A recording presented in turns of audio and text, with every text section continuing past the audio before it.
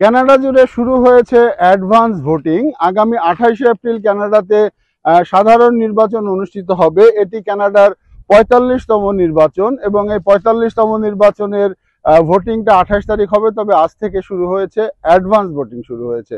তো এই অ্যাডভান্স ভোটিংয়ে মানুষ আসছে এবং ভোট দিয়ে যাচ্ছে এবং এই অ্যাডভান্স ভোটিং চলবে পুরো এই সপ্তাহ জুড়ে এবং 28 তারিখে শেষ ভোটের দিন। আপনারা জানেন যে কানাডার সাধারণ নির্বাচনে ছুটি থাকে না, তো ছুটি না থাকার ফলে মানুষ তার নিজেদের সময় করে ভোট দিয়ে যায়। আমি যে সেন্টারটিতে দাঁড়িয়ে রয়েছে এটিতে সকাল 9টা থেকে রাত 9টা পর্যন্ত ভোট চলছে এবং এই এলাকার মানুষজন ভোট দিতে আসছে।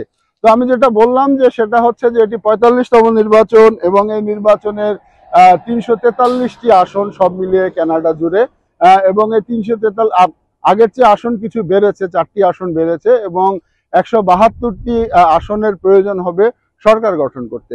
তো যেটা হচ্ছে যে এবারের ইলেকশনের প্রতিদ্বন্দ্বিতা হবে লিবারেল পার্টি এবং কনজারভেটিভ পার্টির মধ্যে। লিবারেল পার্টির মধ্যে নেতৃত্বে আছেন মার্ক কার্নি এবং কনজারভেটিভ পার্টির নেতৃত্বে আছেন পিয়ারে পলিভের। তো এবারের নির্বাচনের আগে আসলে যদি একটু জনমত জরিপ বলি, জনমত জরিপে বেশ কিছু এগিয়ে রয়েছে লিবারেল পার্টি। ইলেকশনের আগে কিংবা ডোনাল্ড ট্রাম্প ক্ষমতায় আসার আগে কনজারভেটিভ পার্টি জনমত জরিপে এগিয়ে ছিল এবং মানুষ ধারণা করছিল যে নিশ্চিতভাবে কনজারভেটিভ পার্টি কানাডার আগামী সরকার গঠন করতে যাচ্ছে। কিন্তু এই যেটা হচ্ছে যে ডোনাল্ড ট্রাম্পের ট্যারিফ নীতি এবং এই ট্যারিফ নীতির কারণে লিবারেল পার্টির যে একটি শক্ত ভূমিকা, সেই ভূমিকার কারণে কিন্তু এখন জনমত জরিপে লিবারেল পার্টি এগিয়ে রয়েছে এবং যেটা বললাম যে জনমত জরিপে লিবারেল পার্টি সরকার গঠন করতে যাচ্ছে। তবে জনমত জরিপই সবকিছু না। 28 তারিখ আসতে এখনো অনেক বাকি রয়েছে।